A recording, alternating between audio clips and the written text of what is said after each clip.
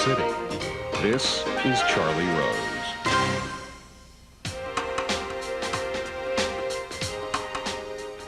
Robert Mueller is here. 1 week before the September 11, 2001 attacks, he became the director of the FBI.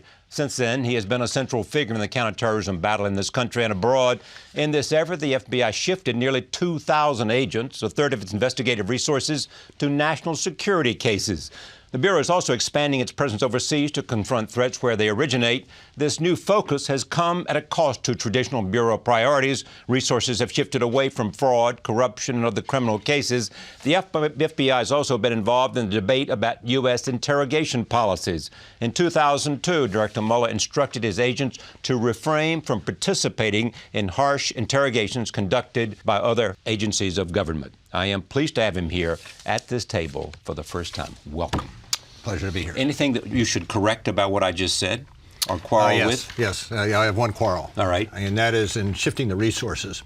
You indicated we shifted them away from corruption and fraud. Not true. Okay. Public corruption has been our #1 criminal priority since September 11th. We did have to prioritize after September 11th, but most of the resources that we took and put to national security came from narcotics cases and smaller white-collar criminal cases. But does that, by definition, mean narcotics cases have suffered because of the transfer of resources? No, we still play a substantial role in large narcotics cases, and the DEA and other state and local law enforcement has picked up where we have left off.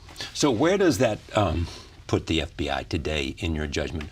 When you look at the years since 2001, those 8 years, you know, where has this esteemed agency shifted, changed, evolved? I think actually the words you use are good ones, shifted, changed, but I would focus pretty much more on evolved. Right. People talk about a transformation of the FBI, but the fact of the matter is we have been exceptionally good at collecting information, often evidence for the courtroom over the years. What we have done is augment our capability by building an intelligence capacity. We hired more than 1,500 analysts. We developed field intelligence groups in each of our 56 field offices. We have an intelligence directorate. And what flows from that is a much greater ability to identify the threats and move on those threats early. It also enables us to produce information and intelligence to the other intelligence agencies, whether it be CIA, NSA, or others. So the evolution has come in augmenting our traditional collection capacities by better using the intelligence that we generate. I want to go back and look at your biography for a moment, since this is your first appearance at this table. There are people who say you were born for this job. You came from a distinguished legal background, became a prosecutor, went into private practice, became a prosecutor again, went to see Eric Holder, the present Attorney General, and said, I want to be a prosecutor in Washington of criminal cases. What's that about in your background? Well, I got probably a couple of things. I've always been, I think, more satisfied in public service and waking up every morning and trying to do the right thing. And secondly, I've always loved forensics. I mean, I love doing homicide prosecutions. That's what I wanted to go back to do. And consequently, you know, I've been very lucky. I've been very fortunate over my career, as we were discussing before, your career, and in some sense, to find something that I really enjoy and love. And this job has been remarkable in the sense of the great people I have to work with and the challenges that one has to face day in, day out. Do you think people are born to be good prosecutors, that that has something to do with mindset or instinct? You know, I think there are a range of skills, and you have a range of different types of prosecutors. I tend to be more methodical than theatrical, let me just put it that way. And I'm always concerned if I'm unprepared. And I hope that translates into being a good prosecutor. But I do think it does require some willingness to go out there and put your reputation, a case on the line, and a willingness to go out there and face the risks of losing. But I think it's a combination probably of talents and skills and also acquired knowledge. All right. The Marines, they received a Bronze Star in Vietnam. The Marines are said to be a shaping factor as well in your life. Absolutely. What did that do? Oh, yeah. Apart from the discipline, the understanding of teamwork, I do believe there are aspects of leadership that are learned. And I can say quite bluntly that I wouldn't be where I am today without the Marine Corps. I think you will find most Marines would say much the same thing. I encourage those who seek a career, whatever career it is down the road, you will benefit tremendously from your time in the Marine Corps. Let me take you now to 2001. You've been in office a week. Yes. Yeah. And on that day, tell me how you reacted, what you thought. What did it say to you? Well, the first, I think I was in a conference room when we heard about the first plane going in, and I think everybody, it was a beautiful day outside, you're saying, how can a small plane get so off track that it hits a building? And then as soon as we heard about the second plane, you knew there was something way beyond a plane who had lost direction. And from then, it was just straight ahead. The FBI, tremendous cadre of professionals from the top to the bottom who know how to do this business. And immediately, the FBI, in its traditional capabilities of organizing a response, putting up a response, shifted into gear. And I was along for the ride. They did a terrific job. 9/11 Commission looked into sort of the FBI and the CIA and the government's reaction to that. Do you agree wholeheartedly with their conclusions?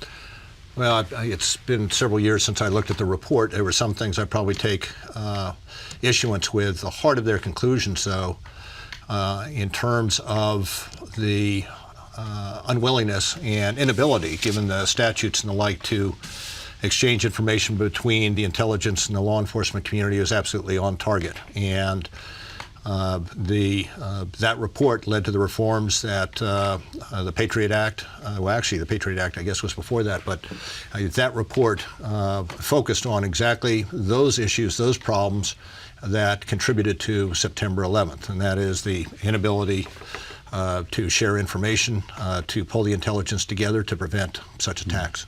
If the president in the Oval Office said to you, Director, convince me that the CIA and the FBI and the National Security Agency are all communicating as well as they possibly can, what's the evidence they are?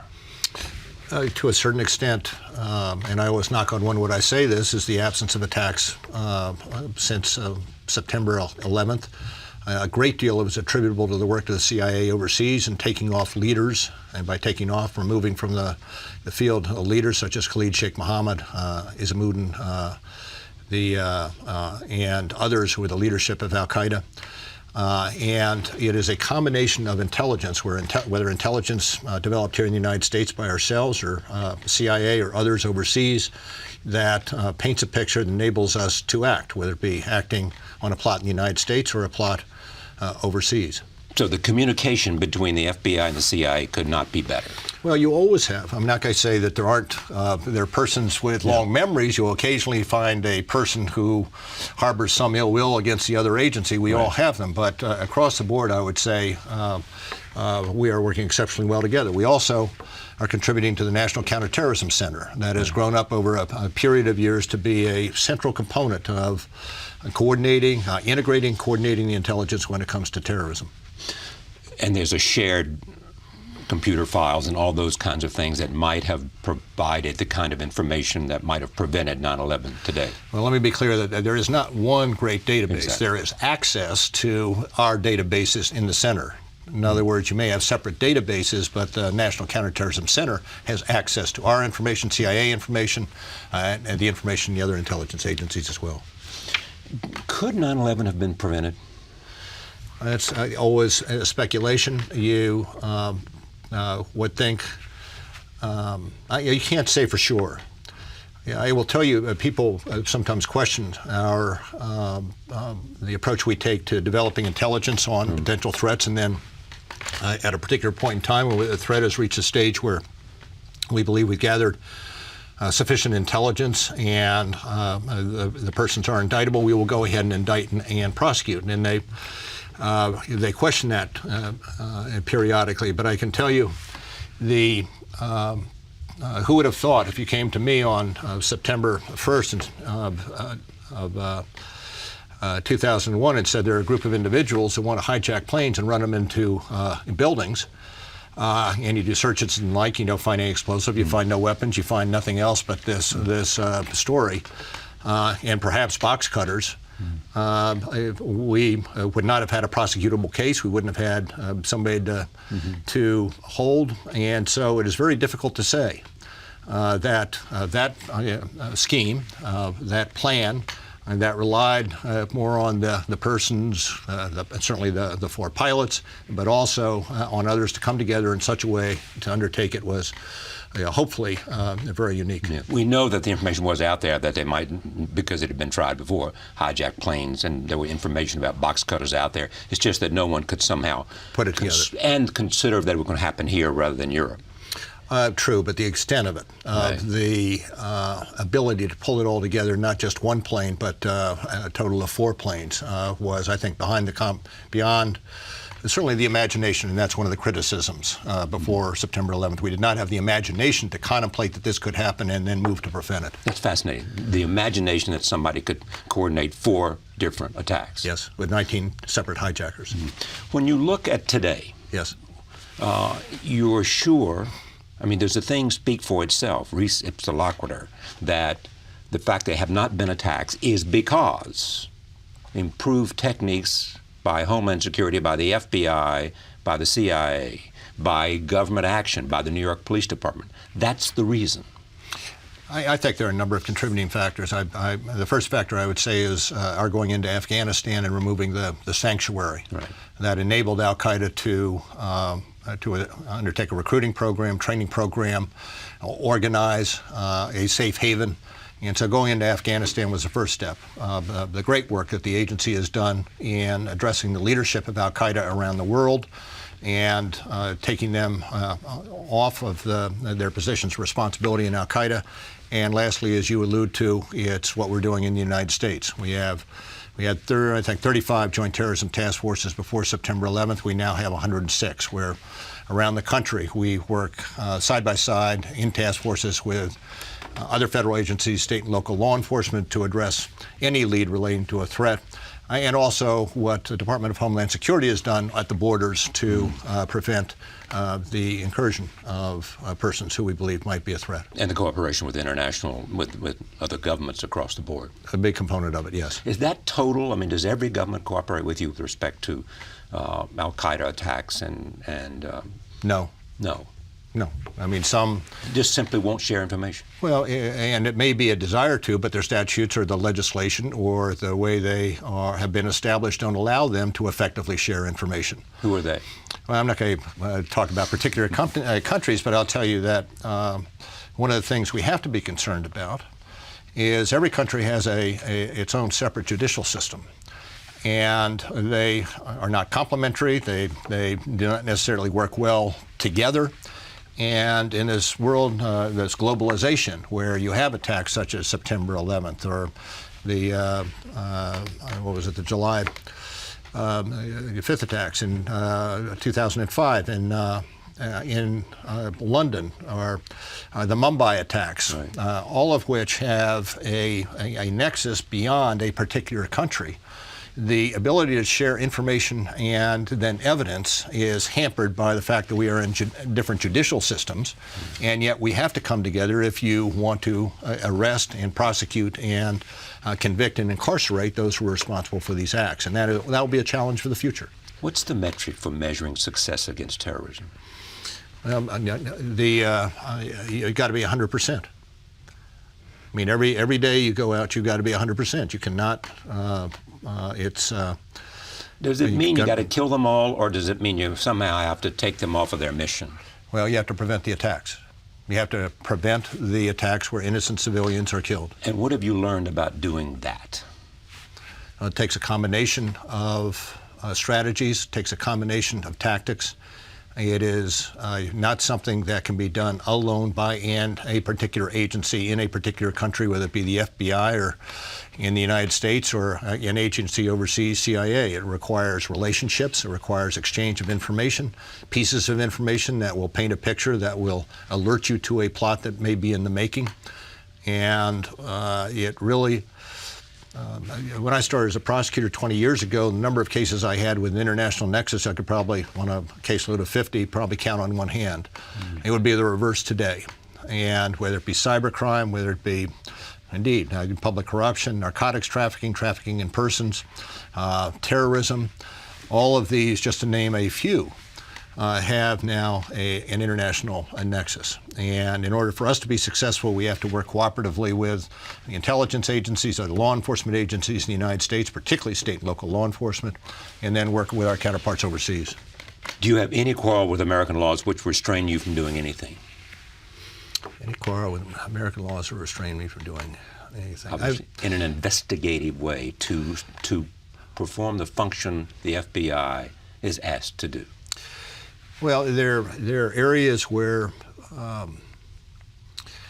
that we may be inhibited. I would say that I do think it's tremendously important, particularly for the FBI, to understand that we operate within the Constitution, applicable statutes, and Attorney General guidelines. There are areas that that are being worked out through the court system. One of those areas is the interviewing or interrogation of individuals overseas and the extent of the Miranda warnings. Now, the extent to which Miranda warnings should be given overseas is still, to a certain extent, is subject of litigation in the courts. Do we give Miranda warnings overseas? We give modified. Modified. Yes. How is it different? Access to, depending on the circumstances, but generally the issue may relate to the ability to immediately obtain and have access to a lawyer. Speaking of things like the Patriot Act, and speaking to things like the wiretapping, and to all kinds of that having to do with tapping of people here who may have phone conversations with people suspected of having some relationship to Al Qaeda, do you need more power there, or do you worry that there may be too much power exercised by the American government in your sense of adherence to the Constitution that you just spoke about? No, I don't think there is. I think the amendments to the FISA statute that passed a year and a half ago are an appropriate balance of the right to privacy on the one hand, but the necessity to have the information, particularly from foreign conversations, immediately accessible was the appropriate balance. Inevitably, so it might have been out of balance for a while there. It was out of balance, yes. Right. It was out of balance. And as technology grows, the capabilities of communicating in different ways, whether it be on a Wi-Fi network or in a variety of voice over IP, peer-to-peer networks, all of these new iterations require us to find ways of exercising responsibilities and in being able to intercept them with appropriate court orders. And as the technology changes, so do we need to change the legal framework under which we are given access to obtain those conversations. The same thing could be said of email and Twitter and the various other ways of communicating that are out there. In interrogations. Yes. Just tell me where you now stand on this, in terms of all that's been said and done, from the former vice president to the president to the CI director. Where are we in terms of asking ourselves, what's the best way to interrogate? When is it appropriate to use enhanced methods? And what does the director of the FBI, who's seen all the evidence, say? Well, I speak for the FBI. Yes. Solely. And I'll say for us and for us to accomplish our mission appropriately, we follow a protocol we've followed over the years, have not changed it since, and that is that we do not use coercive methods, and we follow what is loosely called a rapport building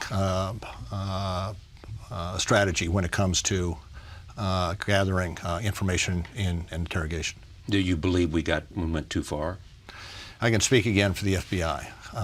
And there are good reasons for us, I believe, to follow our own protocol. This is what one of your agents, former agents, said. Ali Soufan wrote in the New York Times, "There was no actionable intelligence gained from using enhanced interrogation techniques when Abu Zubaydah that wasn't or couldn't have been gained from regular tactics. The short-sightedness behind the use of these techniques ignored the unreliability of the method, the nature of the threat, the mentality and modus operandi of the terrorist, and due process." I mean, Ali Soufan, who wrote that, I believe, is looking at his own experience in a window of time. I'm not certain to what extent you can extrapolate to that. I mean, that is certainly his understanding, and I believe the understanding of the experts in my organization would say that the most effective techniques are the ones that, quite obviously, we use. They also happen to be those techniques that comport with standards of the Constitution and the applicable statutes. Pull away from that and tell me what you, as a former prosecutor, as an FBI official, as a director of the FBI, have learned about the best way to get information to people who are unwilling to give it to you.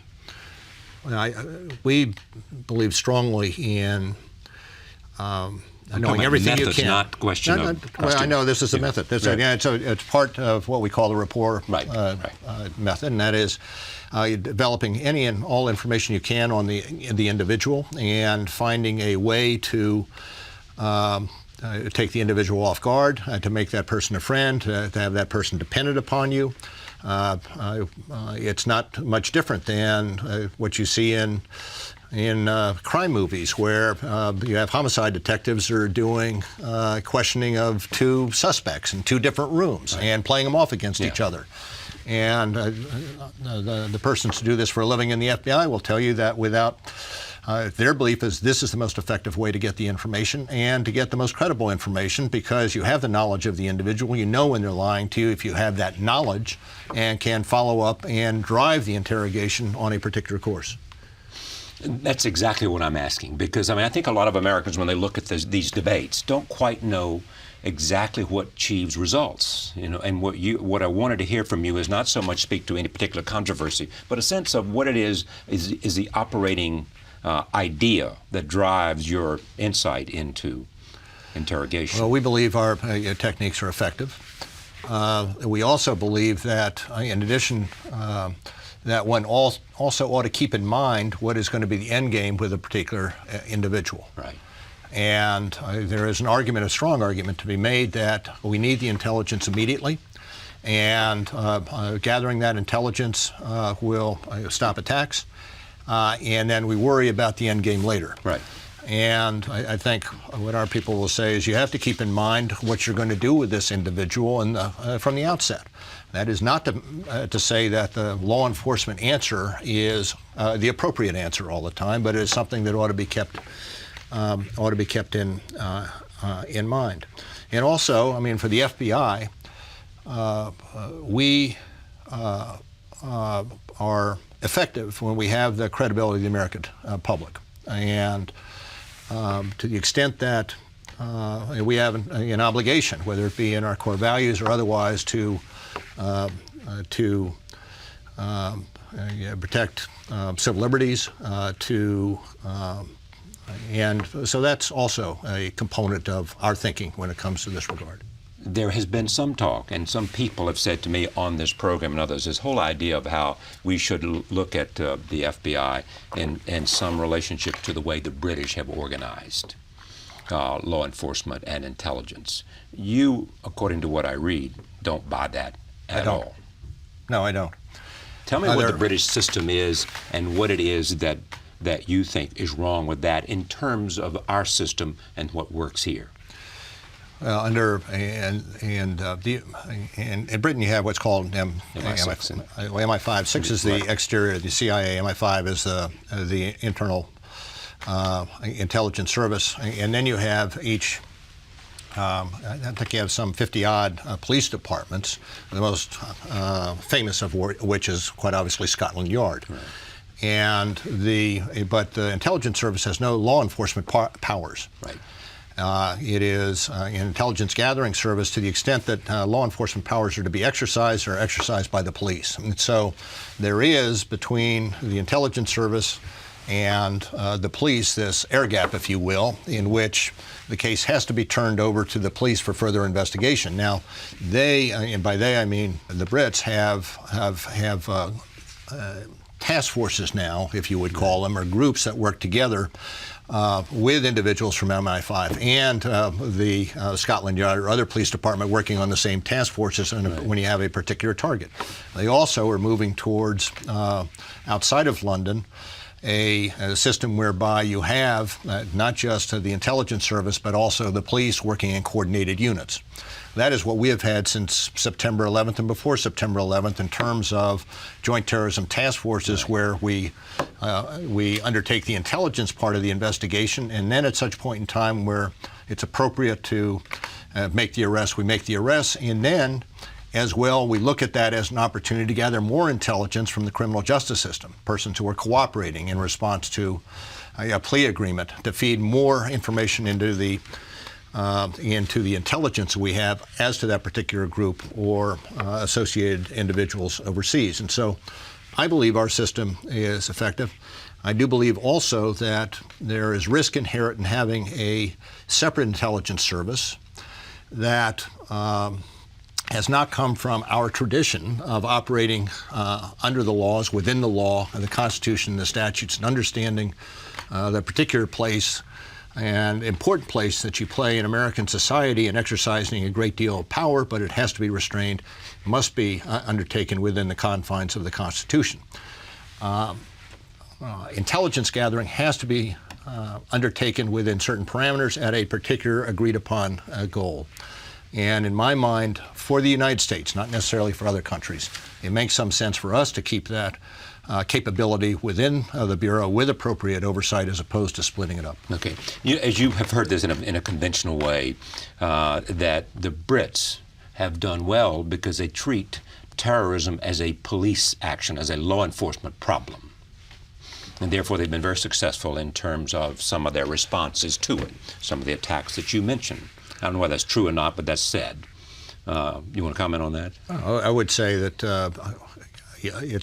terrorism is not just a law enforcement problem, and my friends in the intelligence services or Scotland Yard would probably agree with that. Right. It takes a number of contributory services to be effective.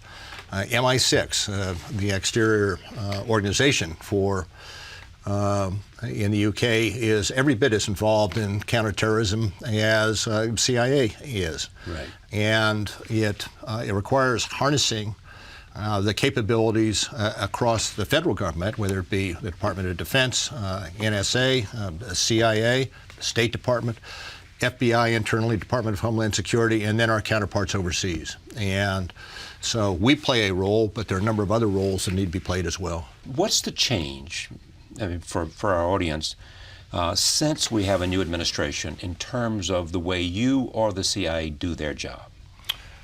I can speak for us. I can't really speak to the CIA. But for us, there has not been any change. This president is every bit as concerned about the safety of the American public as President Bush was.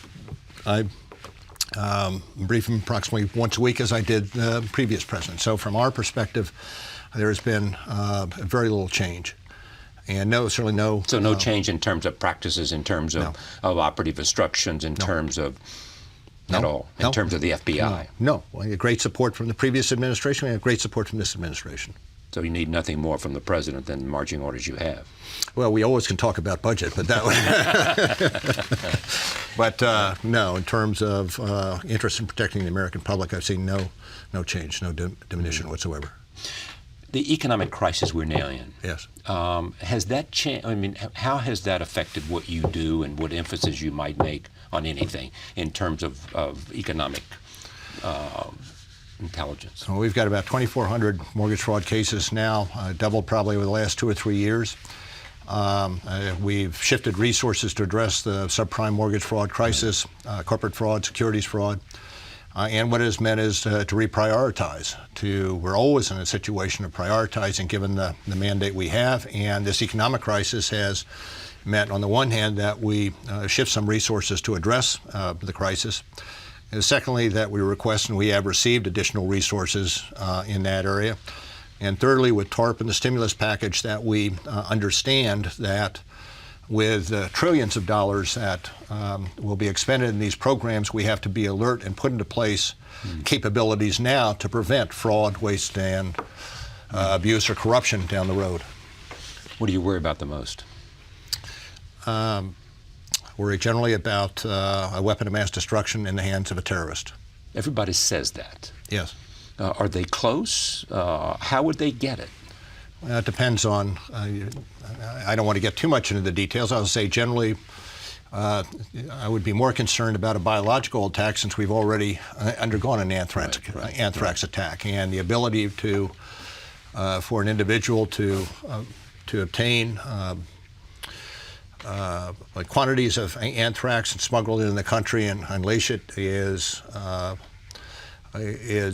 something we'd be concerned about. I'd probably be more concerned about that than a improvised nuclear device, or a dirty bomb, or yes.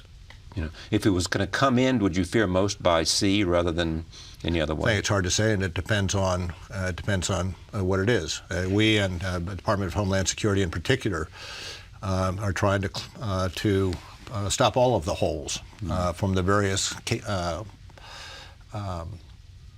weapons that are out there, whether it be chemical, biological, or nuclear. Your judgment is that Al-Qaeda is weaker or stronger than they were, say, 3 years ago? I hesitate to give judgments like that. I think it's awfully hard to, and in my mind doesn't advance the argument much, to say they were stronger or weaker 3 or 4 years ago. What I focus on is today. Okay. And where's the trend? Or, give me some sense of how you see the threat today versus 3 years ago. Well, it probably has evolved over a period of time, but I see the threat from the core Al-Qaeda currently in western Pakistan on the border with Afghanistan, where you have major players in Al-Qaeda who are running camps, and with the expectation of undertaking attacks in Europe or perhaps even in the United States. You then have individuals who, whether it be in the United States or in Europe, who may reach out for training, whether it be in Pakistan or elsewhere, to undertake attacks but don't have any strong affiliation with Al-Qaeda. And then the third level you have is, in the United States or elsewhere, is self-radicalized individuals or individual groups that have no association with Al-Qaeda but subscribe to the Al-Qaeda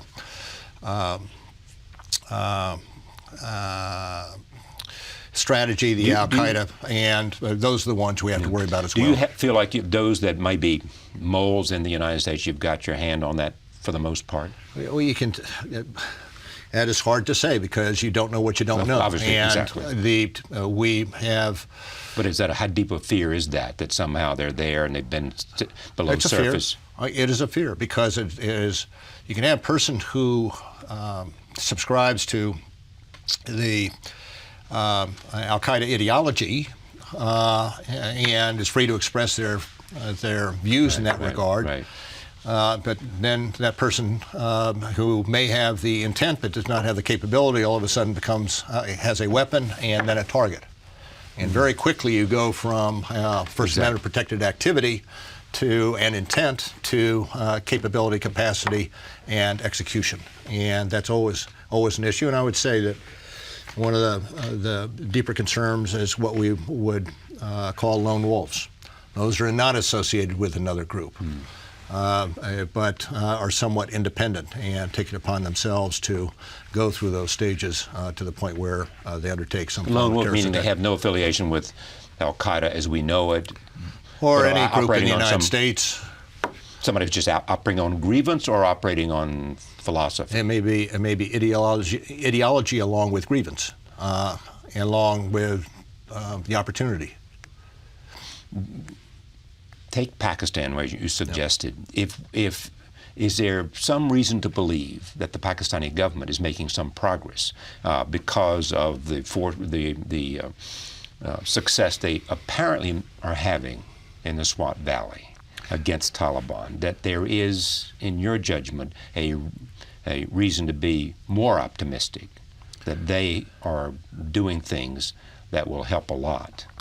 I believe that, and again, this is not necessarily my bailiwick, but I think those who are far more knowledgeable in the government would say that we're appreciative of the efforts that Pakistan has undertaken in Swat and the willingness to confront the Taliban and other radical elements in the Swat Valley, and are still looking to see how they press the advantage. If they can close down Pakistan as a safe haven, and therefore I assume they have to go across the border to Afghanistan. Yes. Will they be safe in Afghanistan? No. So if you can close down Pakistan as a safe haven, then you take a giant step forward. Yes. Against but the Al-Qaeda. ability to completely close down Pakistan would be a substantial challenge, making a dent in that sanctuary. And the Pakistanis would have to do most of it. Pakistanis would have to do most of it, yes. But that is the big challenge. Yes, it is a challenge. How do you feel about nuclear weapons that other governments have? The countries that have either we know about or believe have nuclear weapons. They are safe.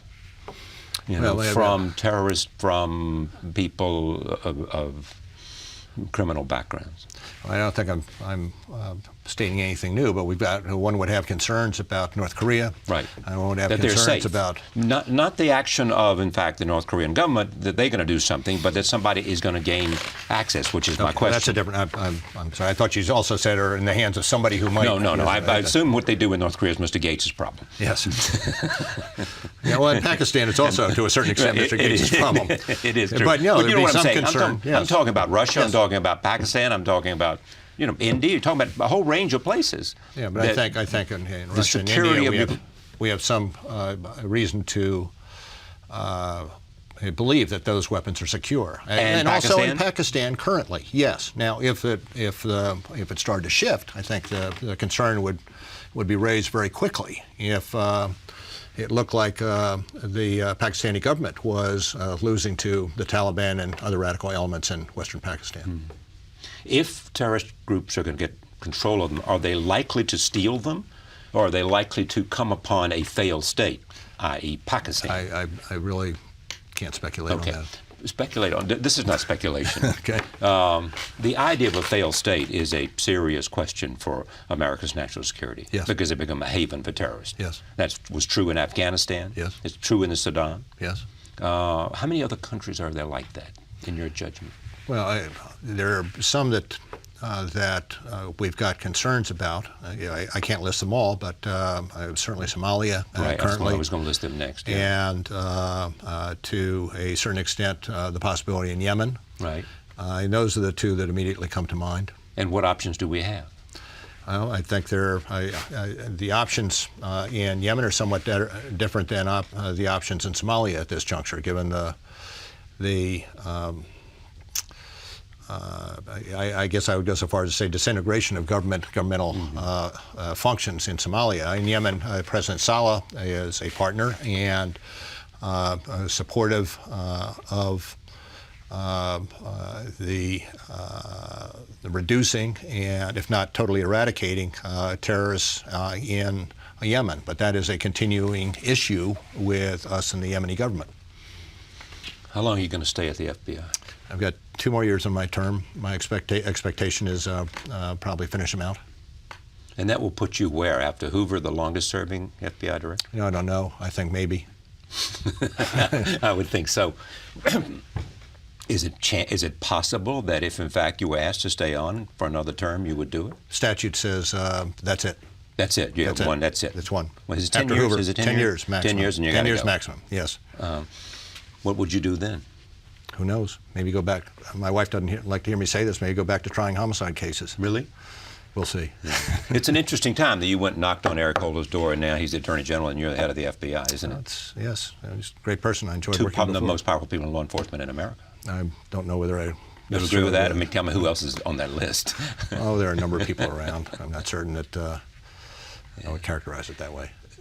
And the satisfaction for you, looking at the biography I suggested and the conversation we've had, and the challenge the country faces is what?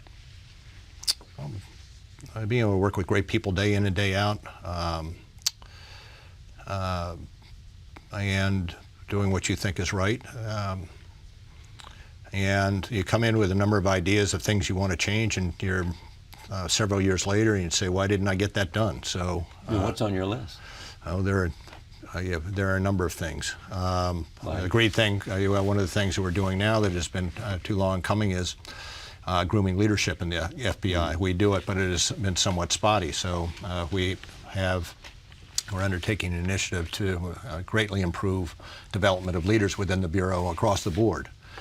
Our information technology has made substantial strides since 2001, 2002, and some of the missteps we had before, and continuing to put us on the cutting edge of not only our internal information technology, but our ability to address cybercrime down the road, which will grow dramatically in years in the future, is something that we are focused on.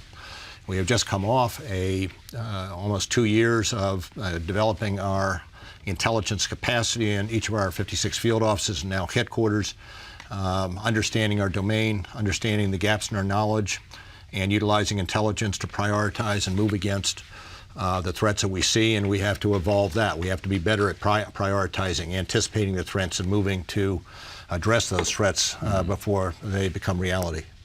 The president last week spoke of cyber crime and cyber warfare. Is that the coming battlefield? Yes. Elaborate on that for me. Well, as you look at vulnerabilities to one's national security,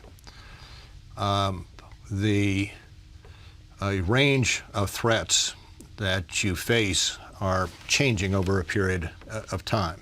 The use of tanks, for instance, or artillery pieces has been diminished substantially in the last 10 or 15 years. The ability of a cyber attack to cripple your communications network or your infrastructure is increasing. And the ability... Go ahead.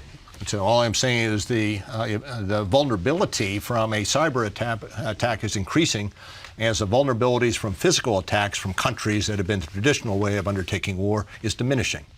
And so the focus has to, in some part, shift to the battlefield of the future, which a substantial component of which will be cyber, whether it be affecting infecting or affecting your financial institutions, your electrical grid, power grids, right. Your military communications, your law enforcement communications, your law enforcement files, all of which become a vulnerability if you do not address and protect against cyber attacks. Do you then have evidence that serious people who mean us ill are sort of plotting those kinds of attacks? I think it's fair to say, generally speaking, that there are countries and indeed individuals that are developing the expertise and trying out that expertise periodically. How do they try it out? Hacking into systems or what? Hacking into systems, yes. But this is real, and this is a threat, and this is a great concern. It is a concern. And growing concern. Growing concern, absolutely. As we rely more and more on the computers, the digital world. Yeah. And we also live in a world today, do we not, that it is easier to share information and it's easier to access information more than ever before. Yes. So we're looking at an enemy that's smarter, better equipped, and has more tools than we ever have before. Well, I wouldn't say better equipped. We do. I would not sell us short. I think we recognize as a country. The level of their equipment doesn't have anything to do with us, does it, or not? Well, no. All I'm saying is that I would not sell us short in our capabilities. In other words, we recognize, to thwart, yes. In other words, we have for some period of time recognized that vulnerability and moved to address it. The step that was taken by the President last week is to move it at another level.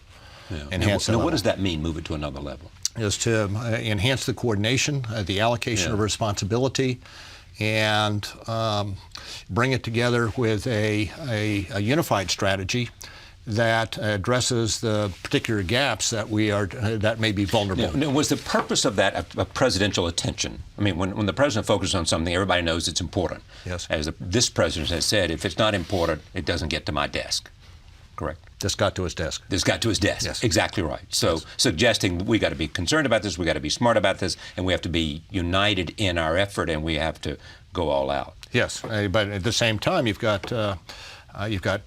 privacy rights. Right. You have the .com as opposed to .mil or .gov networks that have to be protected as well. And so it not only is, yes, you have to put up your walls and your defensive walls, but you also have to understand that you have to protect the privacy and the private sector as you do it. The culture of the FBI is changing how? In terms of emphasis on smart power and things that were not necessarily something that got attention and resources, languages, things like that.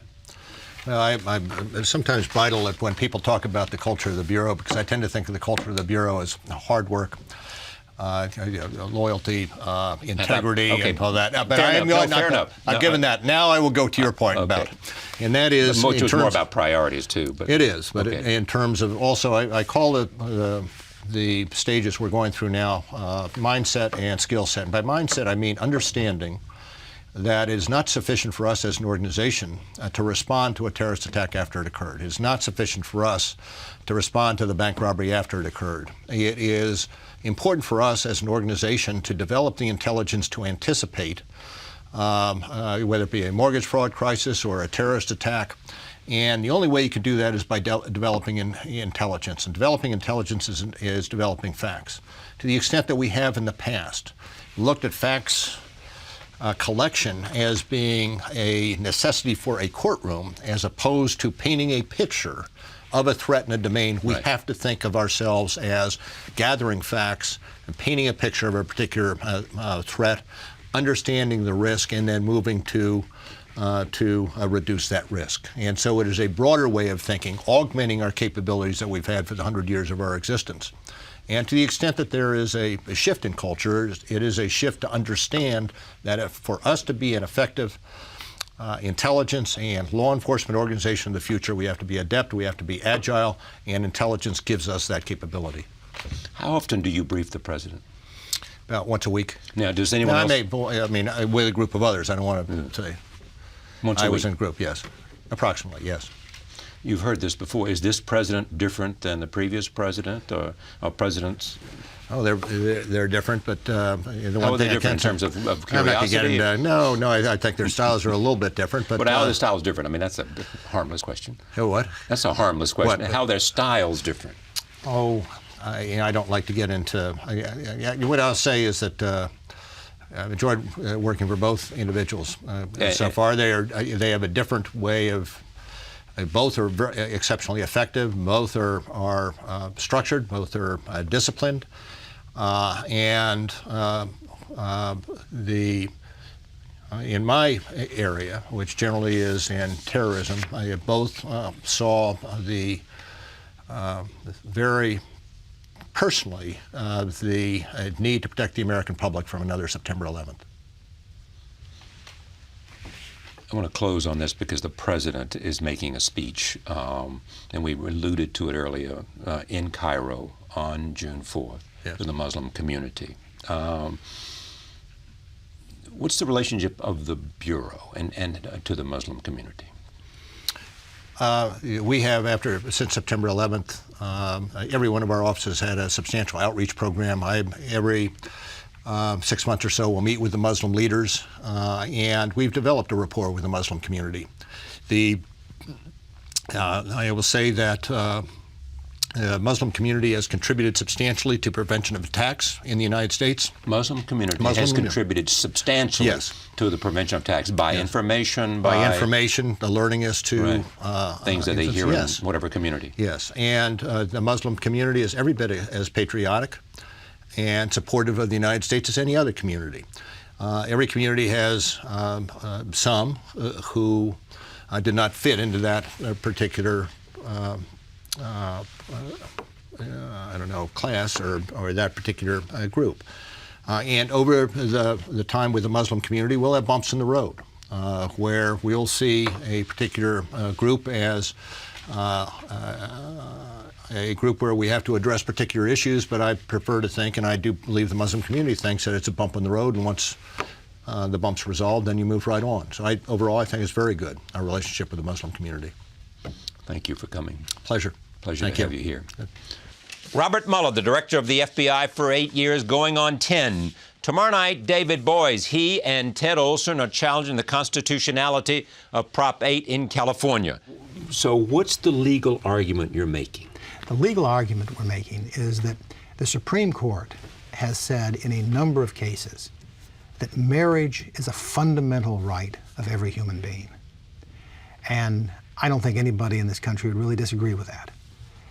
And the United States Constitution guarantees that every citizen is going to have equal access to fundamental rights, that no state can take away an individual's fundamental right, and one of the most fundamental rights is the right to marry the person that you love. And so we believe that the United States Constitution prohibits states, in this case through Proposition 8, right, prohibiting any class of people from getting married. Now, what aspect of the Constitution does it violate? Equal Protection Equal Clause protection and due process. Okay. This is what happened in the Civil Rights case, too, isn't it? Absolutely. 42 years ago, right, the United Brown States versus Supreme Board of Court, Education. First Brown against Board of Education in '54, but then in 1967, in Loving against Virginia, the Supreme Court held 9-0 right, that Virginia could not constitutionally prevent whites and African Americans from marrying.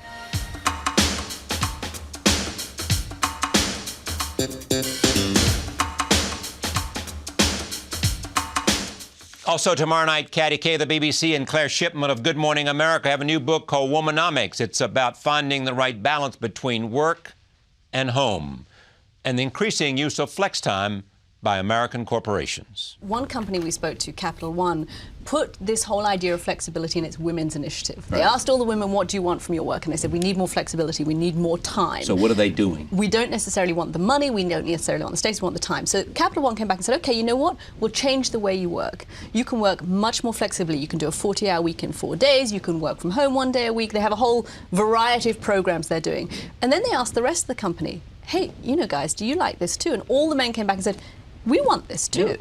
That men want to work the same way as women do. Women are pushing the change, often because of babies, but not always. Once you have kids, like Claire said, it changes the way you think about your work. But it's not just that women want it. But here, I do think the issue gets somewhat controversial when we look at, because what we are really saying, Charlie, and we didn't start out to say this, is that it's all right to finally say women are different than men are. We are different. We're different in the way we manage. We're different in the way we work. We bring different strengths, and we're different in what we want from the workplace. Thank you for joining us this evening. See you tomorrow night.